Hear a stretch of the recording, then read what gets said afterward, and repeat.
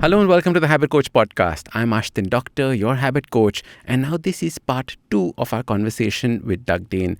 We are talking about identity, understanding who you are and understanding what are the mistaken identities that you've picked up along the way through your life. So if you haven't heard the first part, I strongly suggest you go and listen to that first and then come back and listen to this podcast. This is part 2 with Doug Dane. What are some of your other favorite methods of doing that?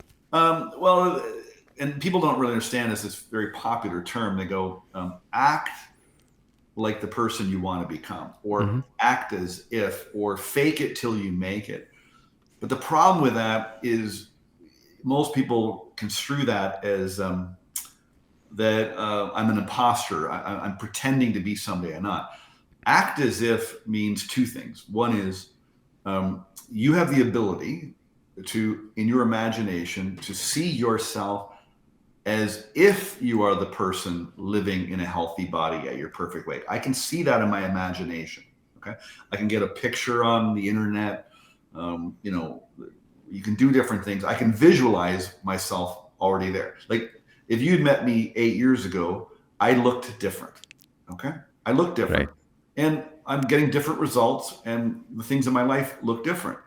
I was here, and now I'm here. Well, I have the ability to go here in my imagination and sit there and just think and visualize it and picture it, right?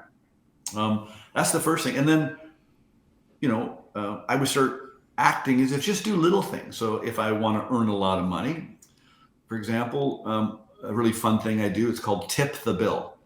So I tell people when I'm working, I said, I want you to start tipping the bill, which is 100% tip. And just start with a cup of coffee. Right. If it's $3 for a Starbucks, then tip $3, and then go up a little bit. Maybe if you get a sandwich and it's $10, tip $10, and you just start little things. You can act as if you are earning what you want. That's the ticket, is because your subconscious needs to act on something, but your mind, people understand, is your mind is goal seeking. Okay, it's like a target seeking missile.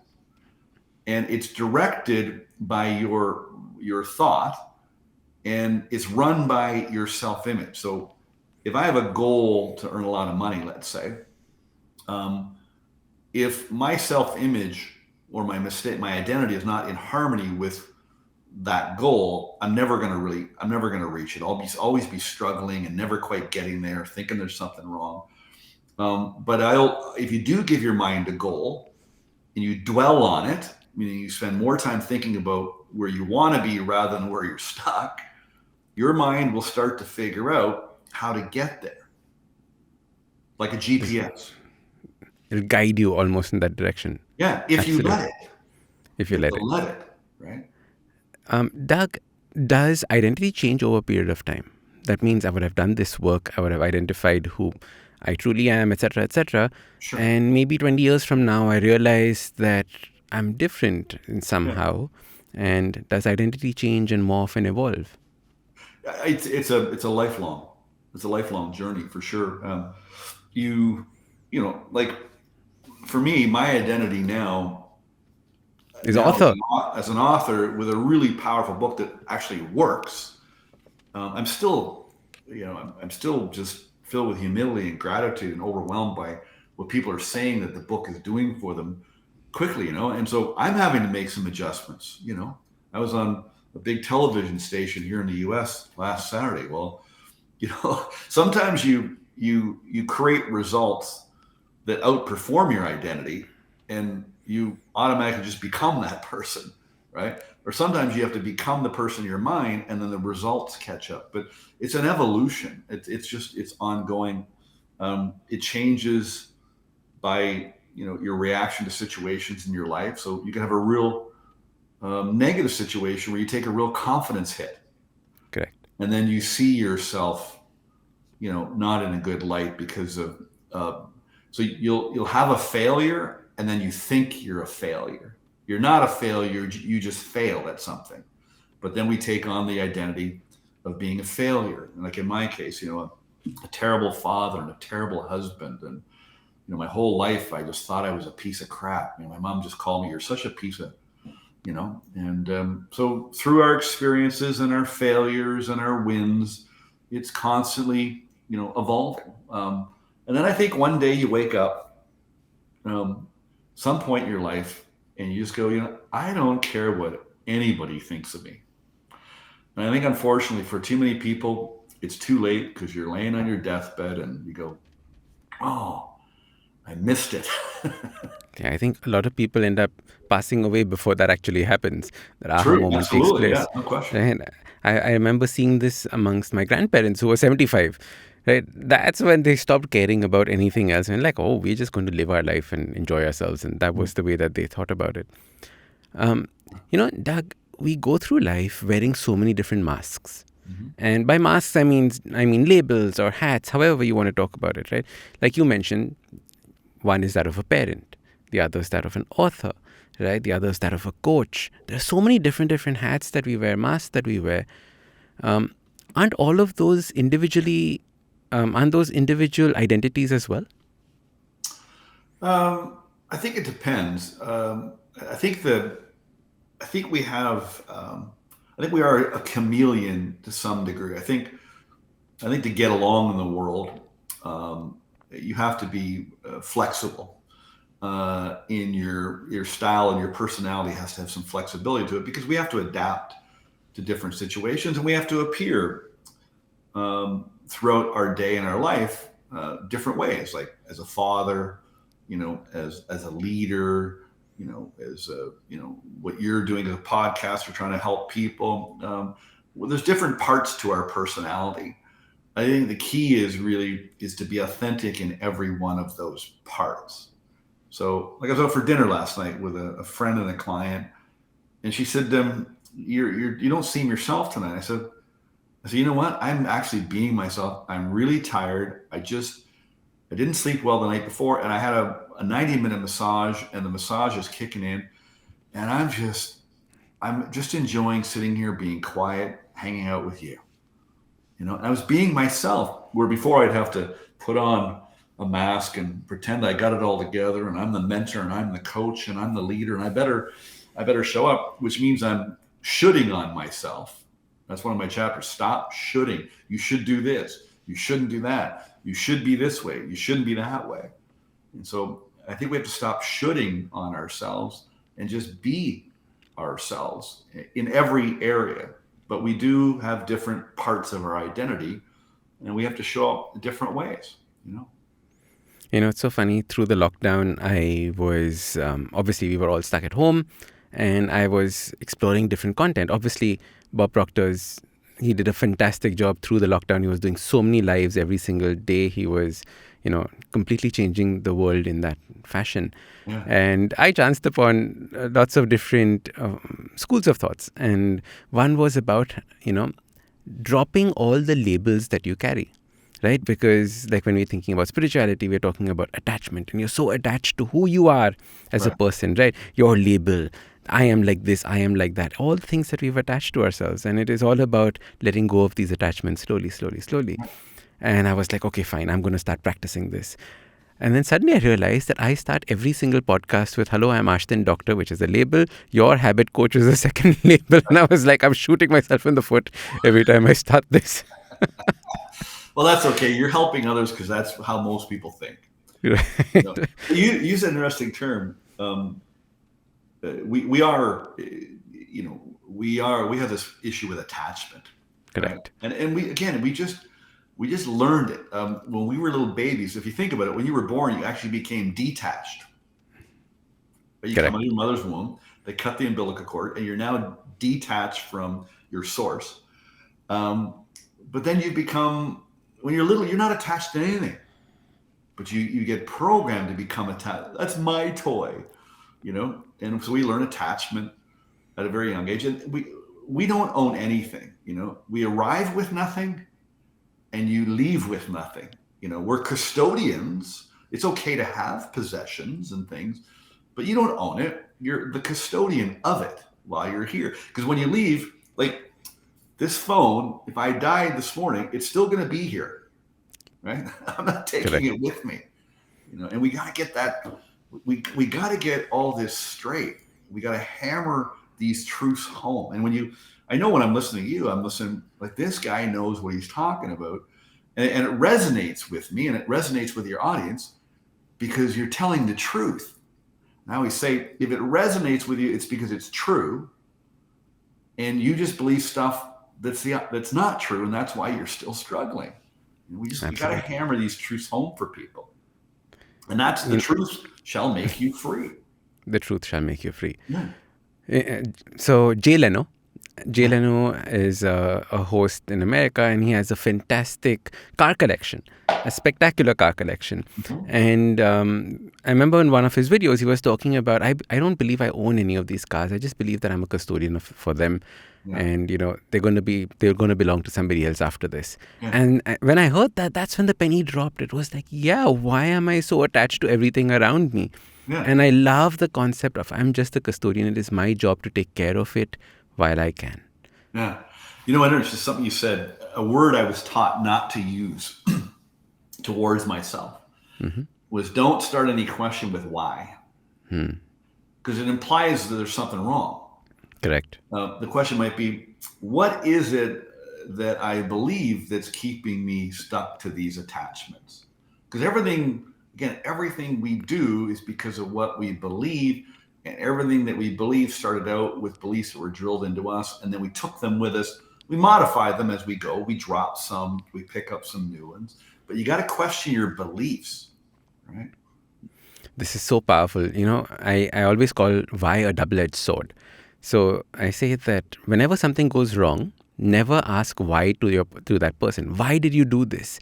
Right? Because as soon as you ask why, you're forcing that person to justify their actions. Right. Instead of now trying to figure out what you can do about it. Right. And the same thing that happens to us. Why didn't I go to the gym today? Oh, I'm such a lazy person. And it goes down into this downward spiral as soon as you ask, why did you not do this?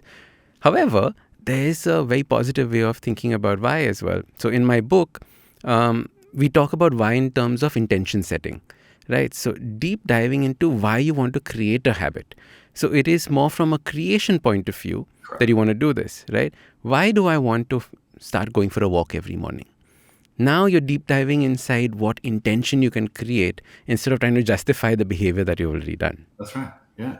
No, I love that. That's the ticket, is just you think about, you just imagine yourself as a sort of person that has those habits, and why does that feel good to you? Why is that meaningful? And you attach to that, and then it's a lot easier even to form the hard habits, because forming habits can be difficult depending on what it is, So correct. Absolutely. So, Doug, you mentioned that there are 3 aspects to the book, right? The first is identifying a mistaken identity. What are the other 2? Well, like I say, you have to first learn, unlearn, and then relearn. So the first part of the book, again, I just kind of use my story as leverage, because I don't have any degrees. I didn't go through school, but I have a real strong degree of experience. And so my story shows you, and it also inspires people going, well, geez, if he can do it, and anyone can, I can do it. So the first part is I get you to learn kind of what we've been talking about here around what is this mistaken identity. And then the second part is then to unlearn. And we've been talking about that too. Hopefully people are listening and they're picking up on what you need to let go of or unlearn. And then the relearn part is where you start to you just make up your own rules and your own standards. So one of the chapters in the book is called The Big Con. We were conned into believing things, and we just went with those things and rules and values and beliefs and prejudices. But you're an adult now. You don't have to go with what the adults told you. You're not a child anymore. They can't punish you. They can try. And so you make up your own rules and your own personal standards. And the other thing you got to understand with this mindset piece is that your mind does operate according to certain rules. It is a machine, and you need to operate the right way. And so there's 3 rules with mind. So it is this machine. It's a built-in GPS. It's automatic. It's creative. It's goal-seeking. It can get around any obstacle if you use it properly.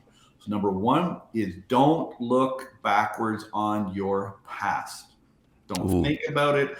Don't talk about it. Don't give any energy towards it. Do not look backwards or you're going to crash. But we were taught to do that. We were taught. And so everybody around us likes to keep fostering the guilt and the resentment. 20 years ago, Doug, you did, in society, they call it this cancel culture. So hmm, now you can go back. If I did something 30 years ago and somebody finds out about it, they can bring that forward and they can punish me. correct. There's nothing in your past that you need to go forward. If there is, your mind and your memory, your unconscious, it will bring it up for you when you need it. Mm, Okay? The second rule is don't worry about your future. Anxiety, all anxiety is worrying about the future. And the reason you worry about the future is because you look at the past to predict the future. No wonder you get anxious. I no would be wonder. fearful too if I use my past as a reference, right? And so the key is you live your life in 24-hour blocks. You just focus on today only. Where am I going today? And what's the best way to get there? Today. Because you might not wake up tomorrow. And so we have to train ourselves to just only operate within the confines of today. And if you start to operate and then also relax. Okay. So our mind that directs the brain and nervous system, it's essential relax. So relaxation techniques, meditation, getting lots of sleep. Like I take naps all the time, not because I'm tired, but to relax and meditate. Correct. Because I know that if I'm relaxed, I'm more effective at solving my problems. Don't try to solve your problems when you're stressed out. You're going to come up with a lousy solution, right? And so then I started training you on these principles. And again, they're not mine, but there are laws of nature. Like if I let this go, it falls down, not up. Okay, there's Correct. laws of nature, so you should follow the laws. And then, as Bob said to me, he said, Doug, there's man-made rules, meaning human. There's man-made rules, and there's laws of nature, and there's God-made rules.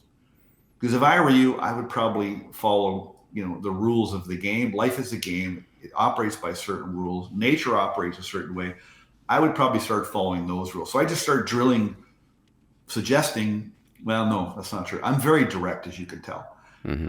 I'm very direct in my book because I go, I just want you to get it right away. I don't care if you like me or not. If you're watching this, I don't care if you like me or not. I just want to wake you up because I dragged this out for so many years, resisting it. And so I introduce new ideas to you. Well, no, I introduce old ideas that might be new to you to change your mind, and I get you to take action on that. And then you get a reaction. You go, oh, geez, that Doug and Ashton guy, they were right. And they get a response to the new action. So that's kind of how I laid it out.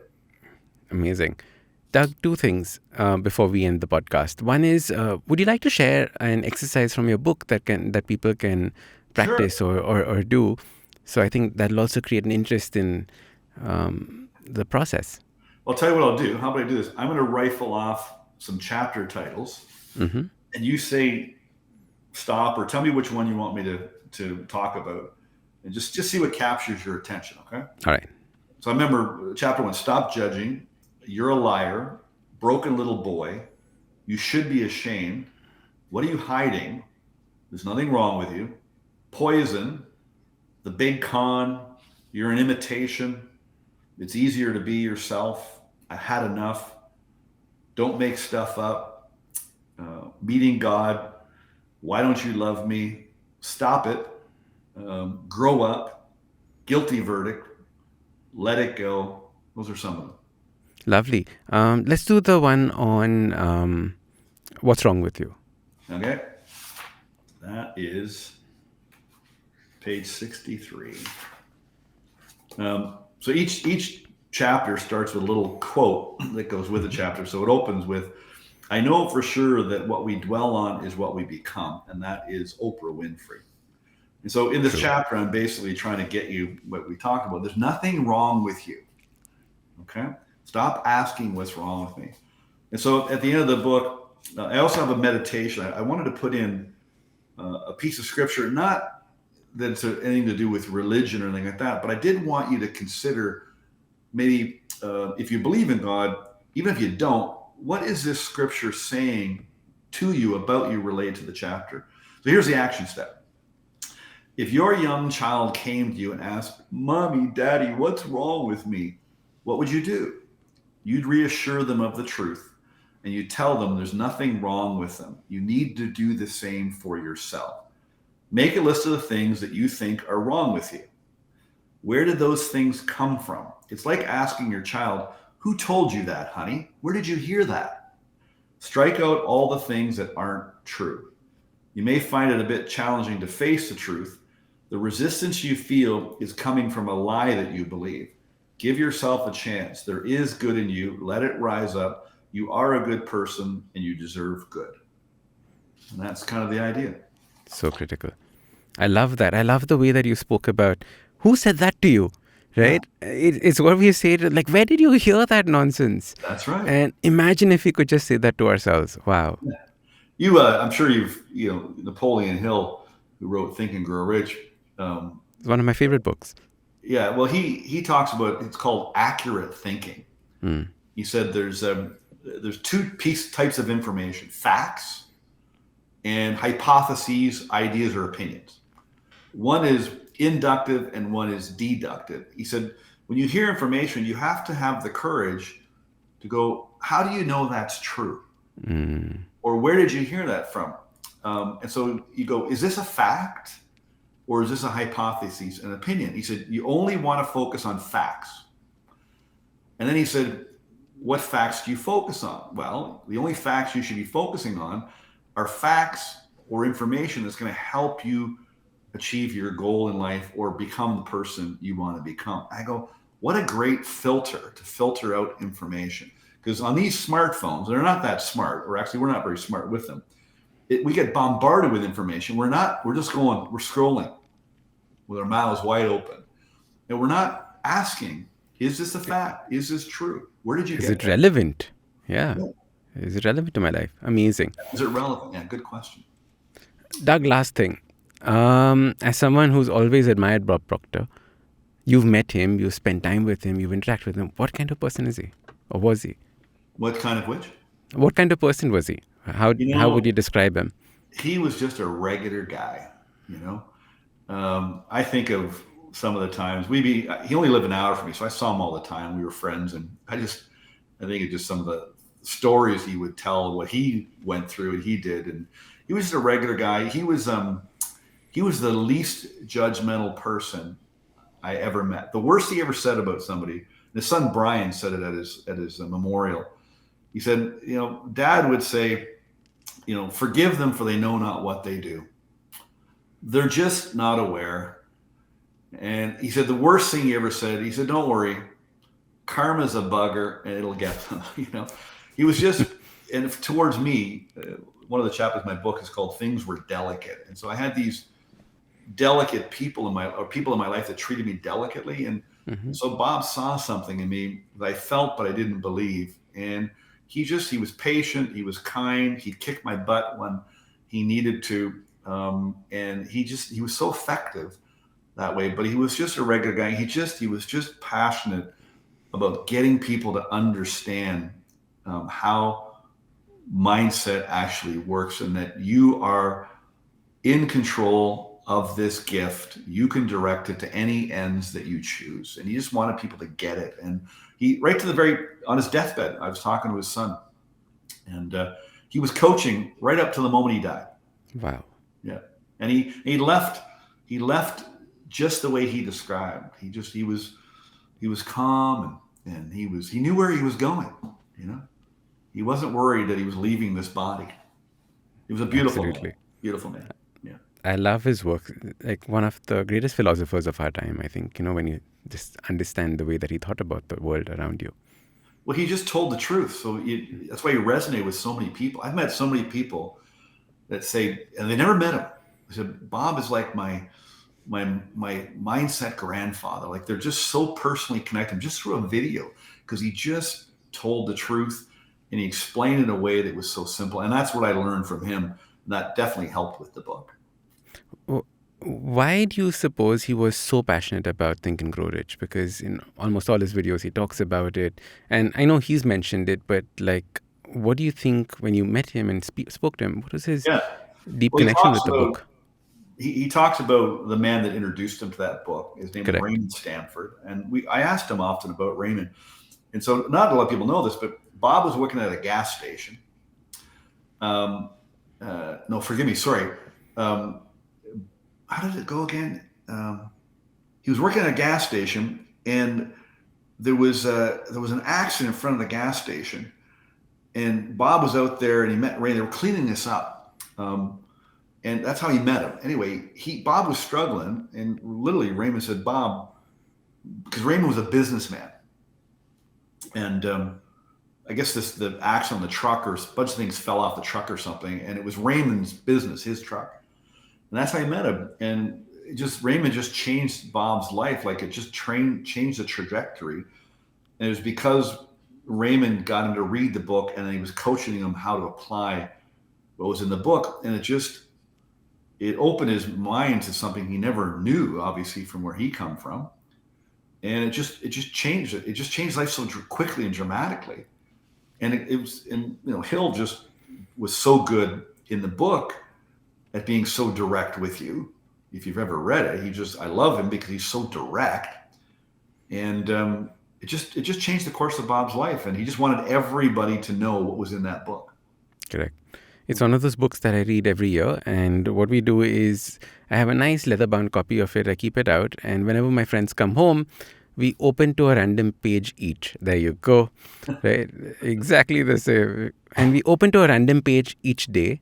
And it's almost like a tarot reading, right? This is actually what you need right now, Yeah. right? So my friend it's so funny. My friend comes and opens the same page every single time. He's like, all about,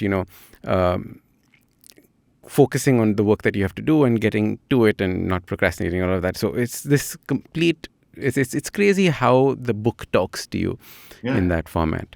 Yeah. Lovely. Bob did the same. He did the same thing. You ever saw his book holding it? He just opened it up and he said, I would pick a paragraph. And so here's a paragraph I have highlighted in imagination. You can build a fortune through the aid of laws which are immutable.